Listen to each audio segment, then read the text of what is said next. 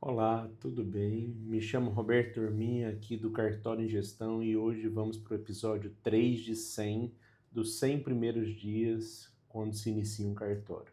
Então, hoje a gente vai falar como iniciar o processo dentro do cartório, os procedimentos, tá? O objetivo é ensinar o titular exatamente por onde começar o mapeamento de processo, mas sem software, sem equipe treinada, sem ISO. Entendo isso, vocês têm que levar na mente. Sistema é um potencializador de fluxo. Se o fluxo é ineficaz, o sistema vai ser ineficaz. Então não é o sistema A ou o sistema B que vai ser a solução milagrosa para o seu negócio. Não vai ser a solução do cartório. A primeira solução que você precisa ter, e você tem que ter isso em mente, é que você tem que desenhar o processo. Tá? Então, se você achou que quando assumiu o cartório alguém te disse tem que mapear processo e ninguém te explicou como começar a fazer isso, esse vídeo é para você, tá? Antes de mais nada, peço que você se inscreva no canal, conecte o sininho para quando a gente fizer a publicação de novos vídeos você possa acompanhar. Tá? Então, hoje eu vou mostrar o primeiro passo real de mapeamento de processo, sem fluxograma, sem consultoria, sem teoria. Primeiro a gente tem que entender a dor, tá? Então, toda vez que a gente vai falar sobre um processo, numa ideia comercial, numa visão de fluxo, etc., a gente vai, às vezes, falar em 3 pontos específicos, de persona, momento e dor. Então, persona é justamente o agente que vai conduzir, tá? Então, a gente precisa ter essa visibilidade para conseguir compreender o processo. Antes de mais nada, todo mundo chega e fala assim, tem que mapear tudo, tem que fazer tudo, tem que... Não é assim, gente, calma, tá? Então, não tenta mapear por setor, não tenta mapear por escrevente, não tenta mapear por organograma, não tenta mapear tudo ao mesmo tempo. Então, na programação, quando a gente começa a programar, toda a regrinha que você for ver de programação, ele vai te ensinar como emitir que a gente chama, no Python, chama de print. Aí fala assim, escreve lá, print hello world, que seria justamente o primeiro ato que você vai conseguir iniciar.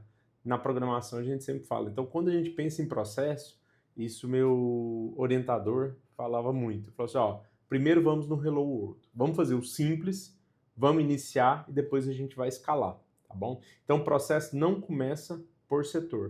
O processo começa no pedido do usuário, tá?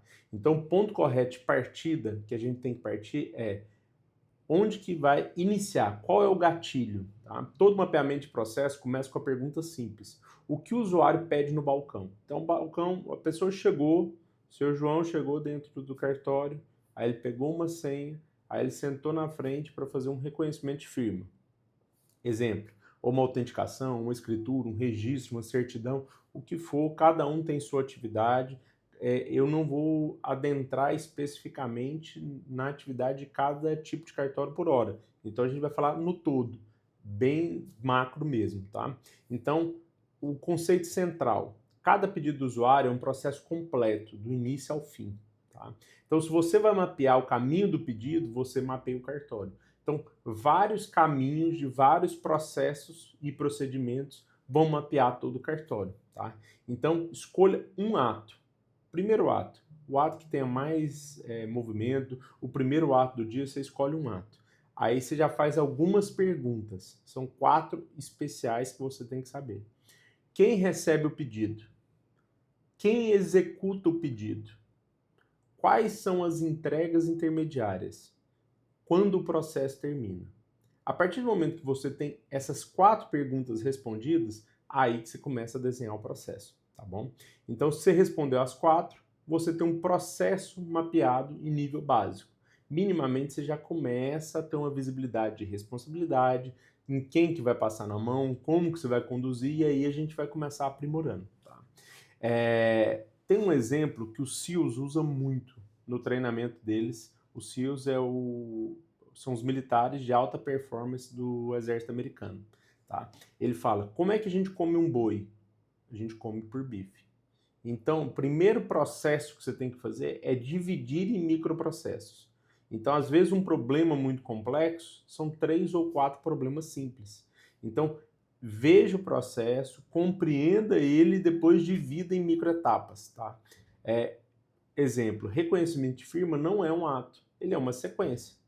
Então, ele faz a recepção do documento, ele faz a conferência de assinatura, ele verifica no cadastro, no cartão de assinatura, ele faz o lançamento no sistema, ele gera o selo, ele confirma o pagamento e ele entrega para o usuário. Então, é um ato que acontece em 2 ou 3 minutos, mas quantos microprocessos não existem nesse ato especificamente? Então, entenda que isso é uma esteira e cada vez a gente vai falar mais para ser menos artesão e mais industrial.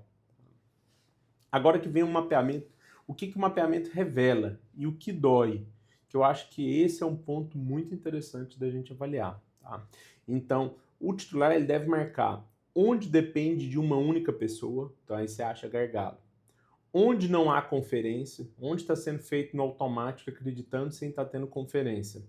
Onde o sistema é alimentado depois, onde que você pega as informações, no final do dia eu faço, aí vai aumentando a demanda e aquilo ali vai sendo represado.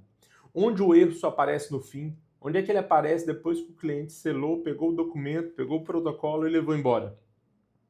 Mapear processo não é só desenhar fluxo, é enxergar o risco antes do problema. A ideia do mapeamento, principalmente, é para que você entenda onde pode ter algum risco que você vai estar assumindo. Tá? E se você fizer um ato por dia, não quebra a corrente. Faça um ato mapeado por dia. Em 15 dias, às vezes, você entende mais do cartório do que quem está lá há anos no automático.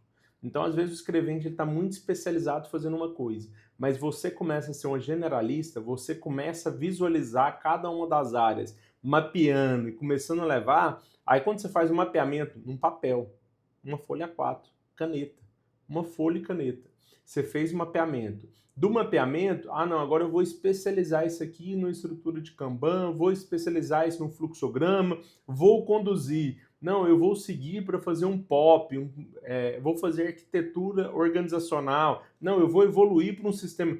Bom, a partir do momento que você tem mapeado, você vai ter segurança, por exemplo, para falar com o cara do sistema e falar, olha, eu quero isso, eu preciso disso, eu preciso desse ato. Porque a maioria dos sistemas não tem uma área de experiência do usuário. Então, aí você tem dificuldade de expressar. Um exemplo que eu acho muito interessante é a Tabelian, onde eu sou substituto, o cartório pegou, ela estava com problemas sobre a forma que vinha o layout do indicador pessoal que saía do sistema. E ela falava, o cara do sistema não entendia. Ela falava, o cara do sistema não entendia. Aí eu cheguei e falei assim, olha, amigo, então vamos pensar numa questão matemática. Existe um conjunto de dados assim, eu preciso do subconjunto dessa forma, estratificado, desse modelo. Ele entendeu, meia hora depois ele me entregou. Mas como que você... Eu falei, você precisa falar a linguagem para que o cara do sistema entenda. Mas para isso você precisa ter um mapeamento do processo. Quando você tem um mapeamento do processo, você começa a compreender a melhor forma de conduzir isso, tá bom? Então, no próximo episódio, pessoal, a gente vai falar como transformar esse mapeamento em um checklist operacional. Porque aí você para de apagar incêndio e começa a ter mais controle, tá? E se isso está te ajudando, se inscreve aqui no canal, porque a gente vai ter uma jornada de 100 dias de gestão real do cartório. E eu quero ajudar todos vocês a ter controle e conseguir conduzir da melhor forma possível, tá bom? Muito obrigado, um bom dia.